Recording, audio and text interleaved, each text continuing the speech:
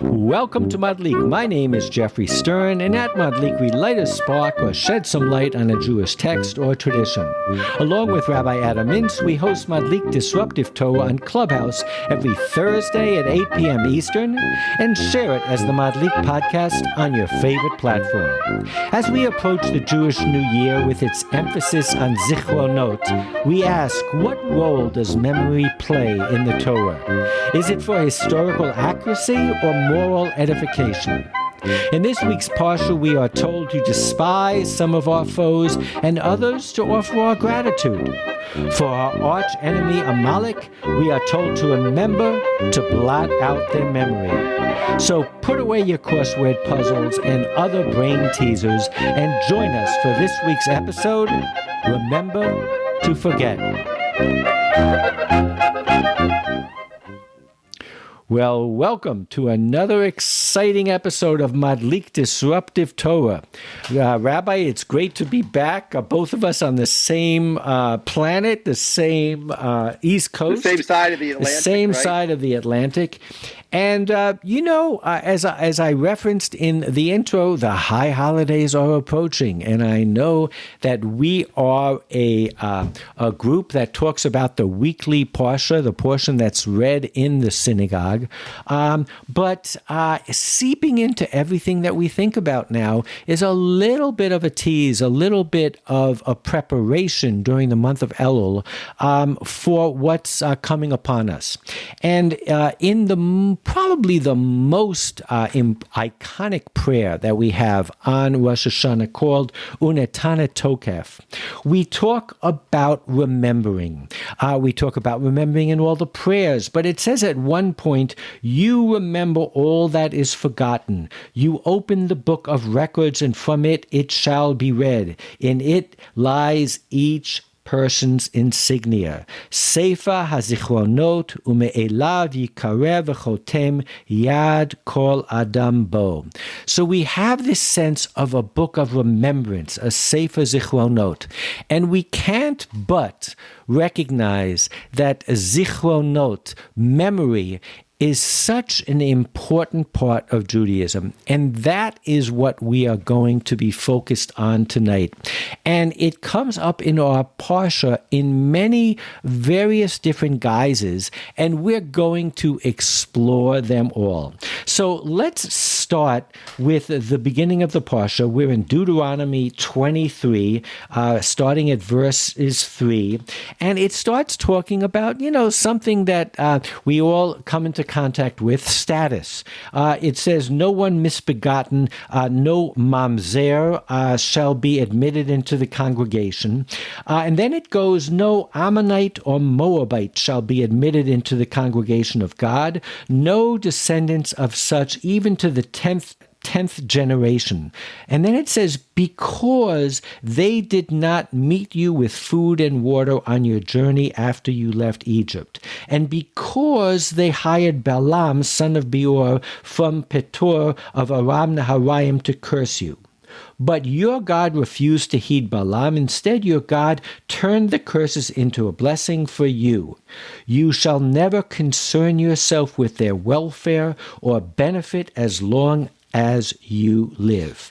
So we're starting to talk about grudges and memories. In verse 8, it says, you shall not abhor an Edomite, for such is your kin.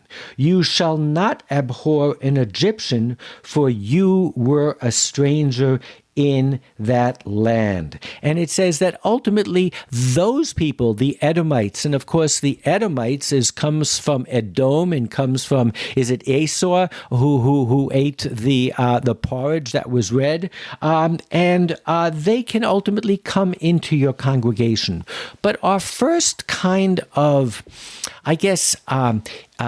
touching upon memory is almost an axis of levels of grudge, but also levels of gratitude.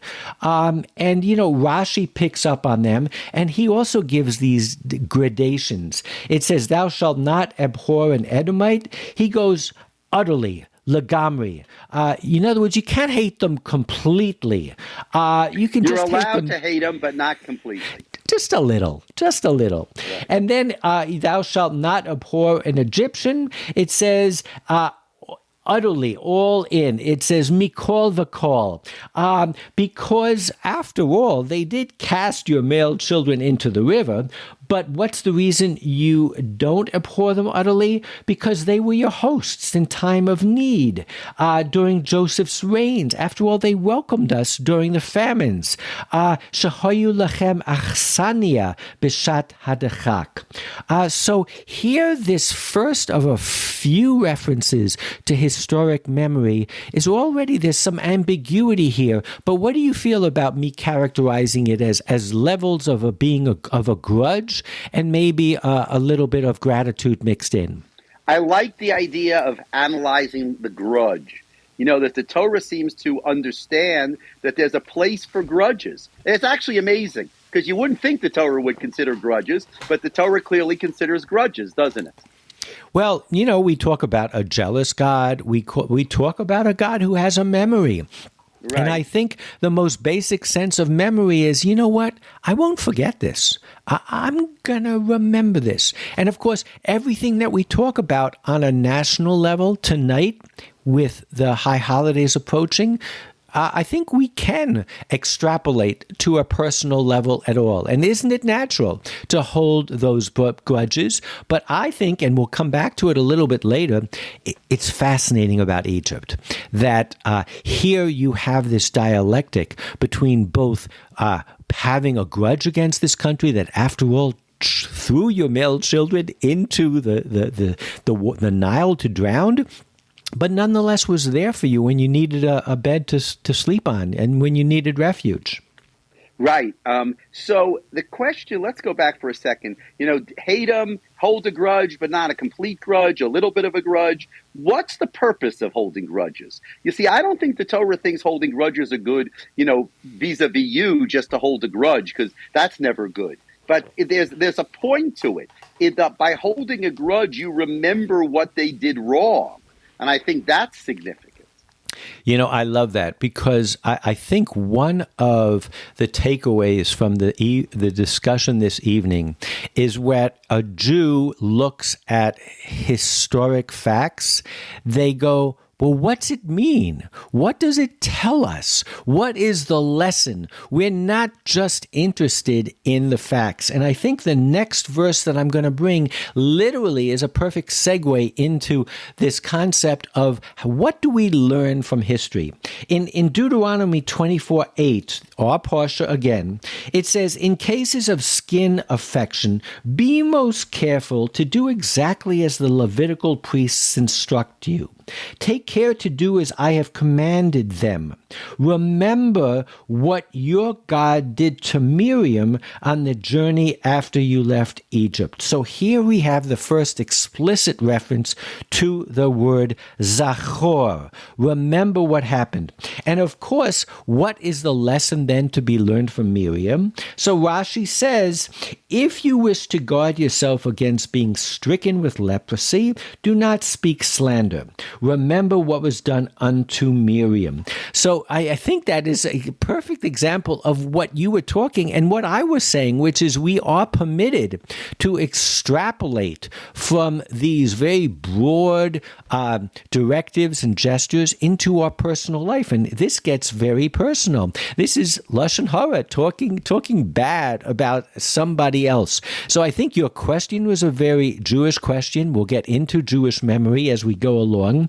And the parsha bears you out. I don't think this context of listening to the Kohanim and remembering what happened to Miriam, I think strikes me as very Deuteronomy. It's not something that came up prior to this. So that's that's for sure. But we know that already.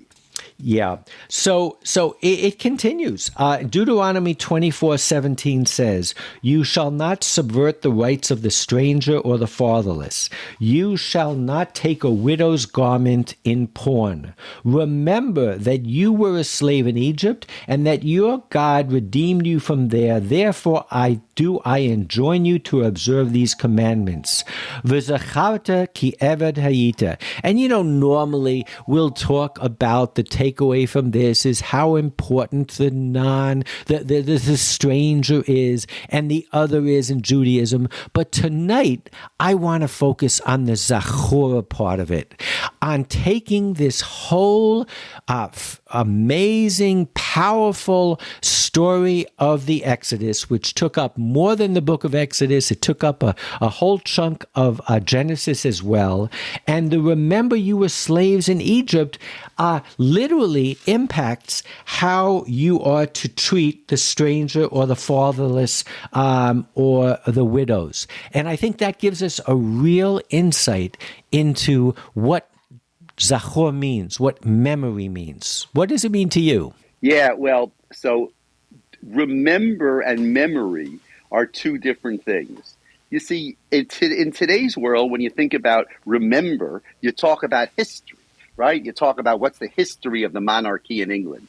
But when you talk about Jewish memory, it's not about exactly what happened. It's about what the message is about what happened, right? It means remember Amalek because they did this. Remember the Edomites because they did this. Remember Edom because they did this. The because they did this is a very important part of the puzzle. And you could very easily take from that it's some sort of logical argument. It's you were a slave, you were a stranger, you understood what it was to be without a parent or a guardian, therefore you should do this. But I think that Torah goes a step further. I'm going to leave Deuteronomy for a second. I'm just going to quote a parallel, a corollary to the verse that we just said from Exodus 23. It says, you shall not oppress a stranger, for you know the feelings of the stranger, having yourself been strangers in the land of Egypt. Va'atem yadatem et nefesh hager. You know the soul of a ger. Here already, this memory is amplified by knowledge, by empathetic, sympathetic knowledge. I think that really, you can't just take memory as kind of a logical, data-driven fact. It's really this knowing the soul of the stranger. I just think that gives us new insight into what Zachor means. That's fantastic. That remember because it allows you to appreciate something that you wouldn't appreciate without it. That's really what you're saying, right? On a very deep level. The Ramban on that verses says, he says, that is to say, you know that every stranger feels depressed and is always sighing and crying, and his eyes are always directed towards God. Therefore, he will have mercy upon him as he has shown mercy to you. And of course, he makes an argument where he said he had mercy on them not because of their merits, but on account of the bondage. He makes an argument that says people that have nothing but God are going to be driven to the purity of the supplication to God. And you better bet your last dollar that God is going to listen to them. So you better not mess with them. But in saying that, he talks about the depression, the sighing, the crying of the stranger. There's such empathy there and understanding that I really feel that to talk about Zachor as simply memory, you're missing a whole lot of, you can call it baggage, but you can call it nuance and depth as well. Good. I like that. Nuance, depth, empathy. You're saying remember so that you can be empathetic. You can be in their place. And of course, we have that in the most famous. Empathy means to be in their place. That's exactly the point, right? Yeah. And it gets back a little bit to what we do on the Seder night, where we don't simply commemorate or remember, we act as though we are there. We are experiencing it ourselves.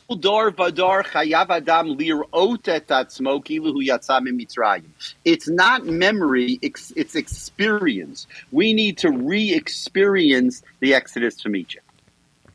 Absolutely. Right? So, that's actually the best example of all, isn't it? Yeah, I think it really is. So now we get to the key verse in all of Tanakh, all of the Torah that mentions Zachor. And it's in our parsha, and I'm going to start Deuteronomy 25:15, and it probably starts in a way that none of us would remember it starting. It says, you must be completely honest, weights, completely honest measures, if you are to endure long on the soil that your God is giving you. For everyone who does these things, everyone who deals dishonestly is abhorrent to God, to Evat Hashem. And then it goes on, remember what Amalek did to you on your journey after you left Egypt. Zachor et asher asa lecha Amalek b'derech b'tzeitchem miMitzrayim. We have a whole parsha, a whole weekend called Parshat Zachor, Shabbat Zachor. There are those that believe that there are very few verses in the Torah that you literally are commanded to read. This is one of them. And it says to remember what Amalek did to you on your journey after you left Egypt, how undeterred by fear of God, he surprised you on the march when you were famished and weary and cut down all the strugglers in your rear. Therefore, when your God grants you safety from all your enemies around you in the land that your God is giving you as a hereditary portion, you shall blot out the memory of Amalek from under heaven. Do not forget. Timche et zecher Amalek mitachat hashamayim lo tishkach. So, number one, we have both sides of Zachor. There's remember and there's lo tishkach. But more that's not a small thing, by the way. That they have to say it both ways is very interesting. Why don't they just say remember? Why do they have to say remember and don't forget? And more, the subject matter of our talk tonight is remember to forget, which sounds like a riddle. But literally, that is what I is telling you. I can promise you, Rabbi, if you go to 42nd Street and you ask the local person, well, who is Amalek? They will not know who Amalek is. You go into a shtibel, you ask any Jew who Amalek is. We are the only people who is preserving the memory of this dastardly people. If we would talk less, they would truly be forgotten. But once a year, maybe twice, because we read the parsha also, we are the ones who are telling everybody to remember to forget them. It's fascinating. Yes, it is fascinating. And what do you make of that? I mean, and remember to forget them. But lo tishkach, don't forget them. It's as if that we're remembering them, but we want to forget them. So we have to be reminded, don't forget them. It's something like that, isn't it? It is. I think Zachor, we are already feeling it operates on many, many different levels. And so I think that maybe one of the explanations is that on the level of remembering is one thing, and on the other of taking the message and understanding, but it is an enigma. It's an enigma that need not be solved. But ultimately, here we are. We are the only people on the planet of the earth who talk about this dastardly people called Amalek. When anybody really is bad to us, we say that they are from the seed of Amalek. They're Amalek. They are right. Amalek. And but what do you make of it coming right after honest measures. Rashi. Now that's interesting. So read Rashi. So Rashi says, if you use false weights and measures when you must apprehend the provocation of the enemy, as it says in Proverbs, a false balance is an abomination to the Lord. Ma'ozne mirama to'evat Hashem. So he takes that word to'eva, which is something that is totally detestable to God, and he makes the parallel that false weights is called a to'eva, and here there's a reference to Amalek as someone who is detested by God. And he says, and it is written immediately after this, if intention sin comes shame. The bottom line is, I don't think that Rashi is all that convincing in his answer, but he is spot on in his question. And the question is, what is the connection between having honest weights and not cheating somebody and this remembrance of Amalek? And what kind of answer would you give? Again, the only answer I can give is we are in a modality in this week's parsha, maybe through Judaism, that you can't talk about leprosy of Miriam without saying that there's a moral lesson, there's a takeaway. And so therefore, you don't cheat people because it means you have to think about other people. And part of thinking about other people is remembering Amalek. That's part of it. Being good to other people and being with Amalek, they're all related to one another. I agree, and I think that most of us, when we go to synagogue in the parsha before Passover, that is called right after Purim, I believe, Parshat Zachor, we're not thinking about weights and being more moral in our business practice. There's a whole different slant to that, and this is, call it refreshing, call it, it really, if you look at it in the context of the Torah itself, it says you can't just have hatred. You have to have a takeaway. There has to be an edification here. There has to be a lesson here. I think that's kind of fascinating. It's fascinating. The fact that memory and lesson go together, I guess it's not surprising, but it is fascinating. I would go with that. And for those of you who have ever heard the expression, if one talks about the Nazis, one says Yamach Shemo.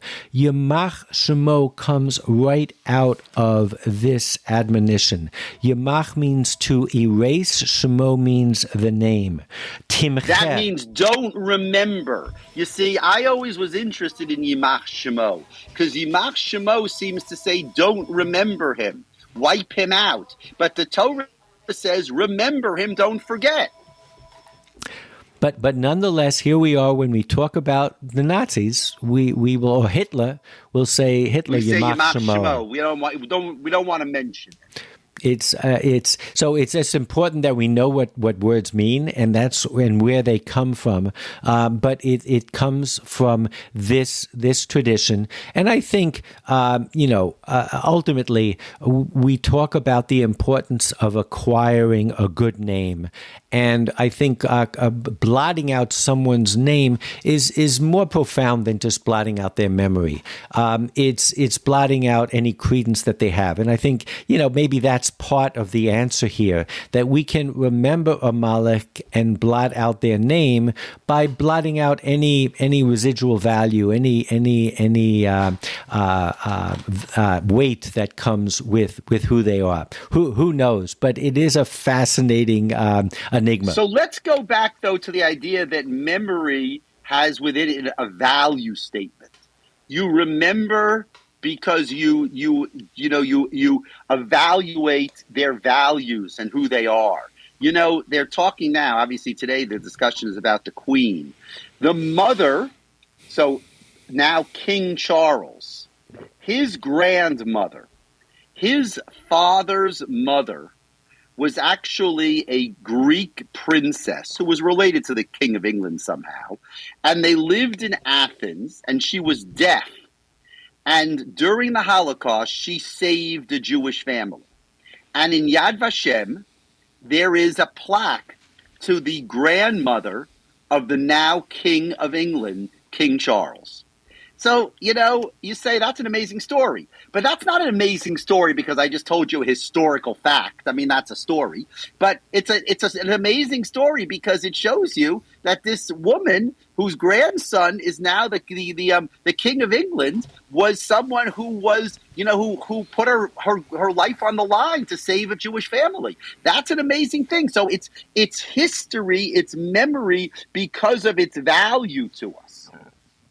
I can just say personally, I'm the head of an organization that supports many organizations in Israel. And my local Chabad rabbi came to me and he says, I have a congregant whose parents were saved by a non-Jew during the Holocaust.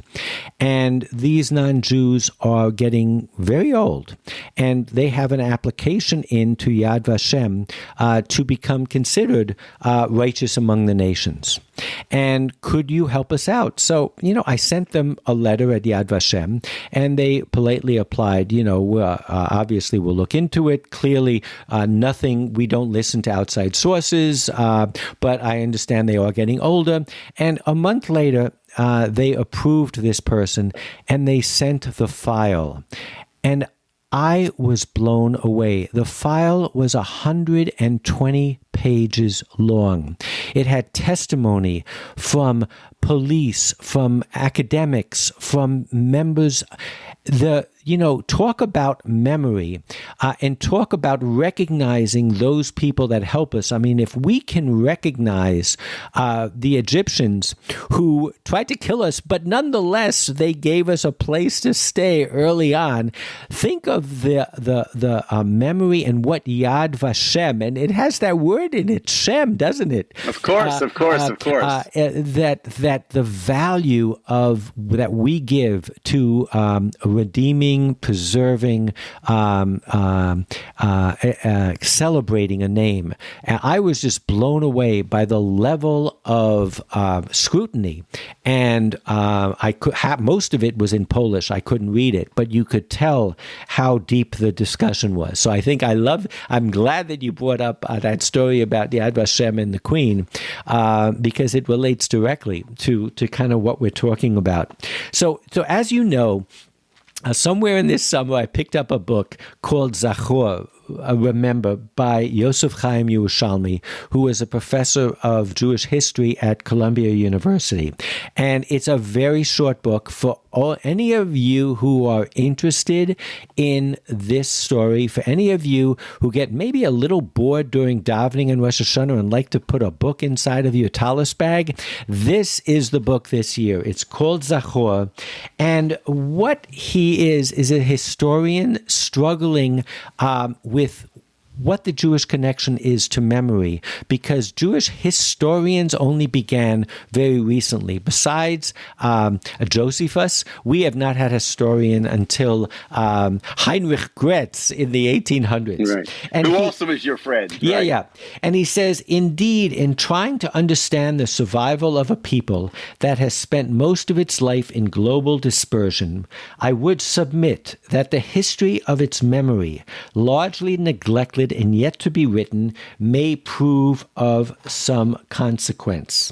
He says, only in Israel and nowhere else is the injunction to remember felt as a religious imperative to an entire people. Its reverberances everywhere, but they reach a crescendo in the Deuteronomic history and in the prophets. Remember the days of old, consider the years of ages past, Deuteronomy 32. Remember these things, O Jacob, for you, O Israel, are my servant, I have fashioned you, you are my servant, O Israel, never forget me. Remember what Amalek did to you. Remember now that Balak, king of Moab, plotted against you. And he finishes, and with a hammering insistence, remember that you were a slave in Egypt. He says, if Herodotus was the father of history, the fathers of meaning in history were the Jews. It's a fascinating book, but I think it touches upon so many of the elements that we are dealing with tonight that are so fascinating. I just want to go back to that early verse, which has always intrigued me, that says that you can't hate, that you have to recognize the Egyptians. Because there is another fascinating law that the rabbis found in the Torah, and that is a prohibition against living in Egypt. You remember when the Jews the Egyptians were drowning and all of the plagues had finished, and God in Exodus 14 says, "For the Egyptians whom you see today, you will never see again." The rabbis took that as a prohibition of going back to Egypt. In Deuteronomy, it says in 17, "Moreover, he shall not keep many horses," it's talking about our kings, "or send people back to Egypt to add to his horses. You must not go back that way again." So most of us take that to mean don't be like an Egyptian. The rabbis took that as a commandment not to go back to Egypt. But we all know that there was always a Jewish presence in Egypt. If those of you who want to look at the notes on Sefaria will see that there was actually a temple modeled after our Mishkan in a place called Elen Fintine. And the most amazing thing is that there are some authorities that say that when Maimonides signed a letter written from Egypt, he would say, "I am Moses Maimonides, transgressing 3 commandments every single day." Right. That's funny.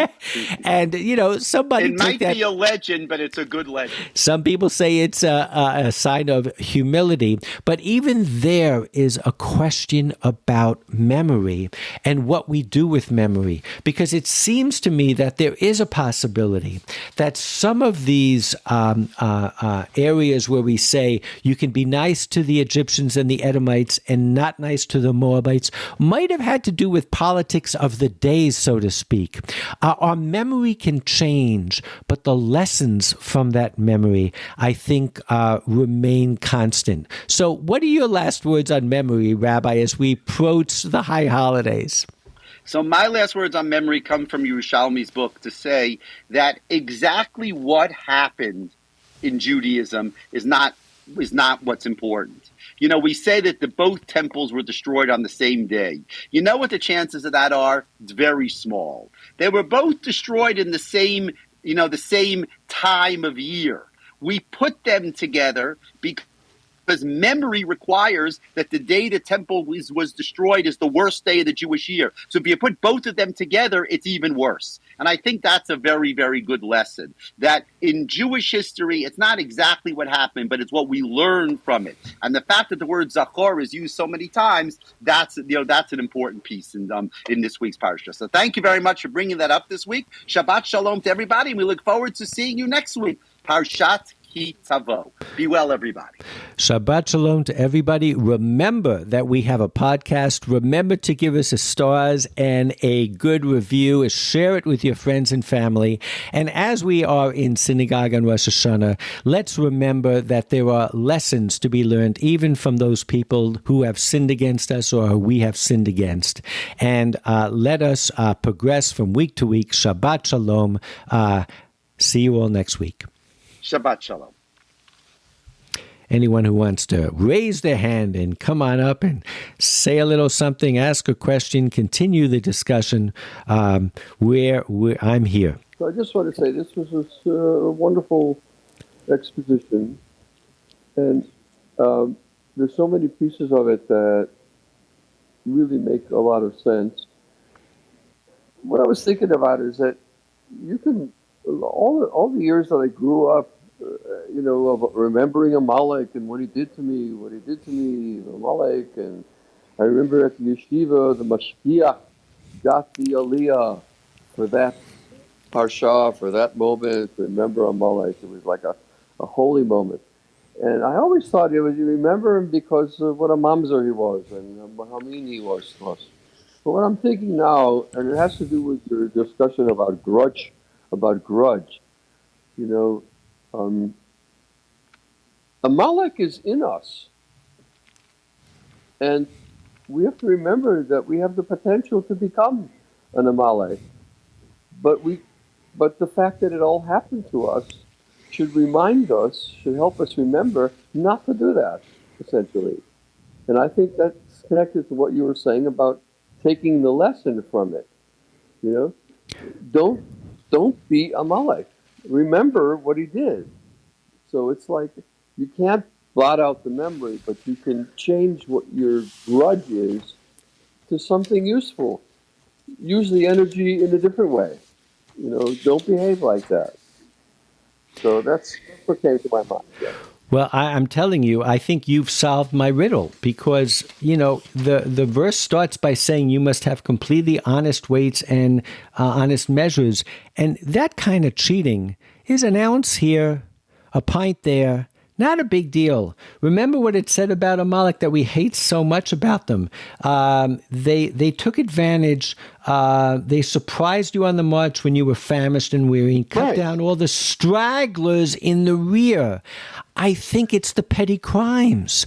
It's the fact not that they attacked you, but how they attacked you. And what you just said was brilliant because it's the takeaway is, yes, there's an Amalek in each side of us. And where does it come out? It doesn't come out in real politics. It doesn't come out in global relationships. It comes out in cheating a little old lady by putting your finger on the scale when you're weighing her apples. So, Amalek, you could have little baby Amaleks and you could have grown giant Amalek. You know, and the part of us that wants to deal dirty in the world is always there, and to remember that it's always there and don't do it. You know, choose another way to deal with it. So Shamor, Tizkor, and Zichor. Right? What is it? Al tishkach. Al tishkach. Don't forget that it's in you. Remember that you have the capability of behaving like that, and don't do it. That's it. So, but it's a wonderful change for me because you're always supposed to hate Amalek for what he did. Well, look at the Amalek in all of us. And just remember that it's there, and don't feed it. I think that's a good message for the holidays. I love it, and it's a message to read verses in context too. Yeah. So thank you. Thank you, Michael. It's great having you. Oh, and Lauren is raising a hand. I think this whole issue of weights and measures gets down to the very foundation and the very fiber. It doesn't really matter if you put your finger on the weights on the balance machine. The point is that you can do it, and that is something that we have to keep remembering. This whole issue of memories can change, which the rabbi discussed. I'm not sure how that quite fits in, but maybe it's the examples aren't as important as what the original foundation of the teaching is all about, because it's hard to argue against putting your finger on the balance. I was looking at a company a number of years ago, and the fellow was trying to sell me. It was a commodity company, and the fellow was trying to sell me his balance sheet on what the profitability was, and he was a religious Jew, an Orthodox Jew. And the reason his balance sheet was so wonderful was because he was undershipping his suppliers because of the quantities involved. It would never be discovered. And so I think this whole issue, this whole concept of concentrate on the reality of your life as opposed to maybe some of the facts that you're going to forget or not particularly remember consistently makes a lot of sense to me. I'm just my revelation this week in reading these verses in the context of the scales is that so many people talk about this Zecher Amalek, this remembering Amalek in global terms, in the amount of nationalists and politicists that talk about it, and we all do that. We all watch our version of the news, and we want to know what banner to fly. But what this is telling us, as you said, is that it really comes down to the weeds of our own ethics and our own relationships one to the other, and you build up from there. And that's my real takeaway this week, and what you and Michael are saying, I think totally complement that, and it gives you a new way of thinking, not only about that, but how we relate to the big picture. I mean, just imagine if all mankind would worry more about the scales and less about nationalities and borders and attacks and things like that. We'd have a different world. Sometimes there's more to be lost in the examples as opposed to getting straight to the fact. And I think that's where sometimes these writings get a little confusing, because you try to insert things that maybe aren't as important as the basic message. And I think your sheet was just incredibly wonderful. So thank you for doing that. Well, thank you. Thank you, everybody, for coming. Have a great Shabbat, and we'll see you all next week. Thanks so much.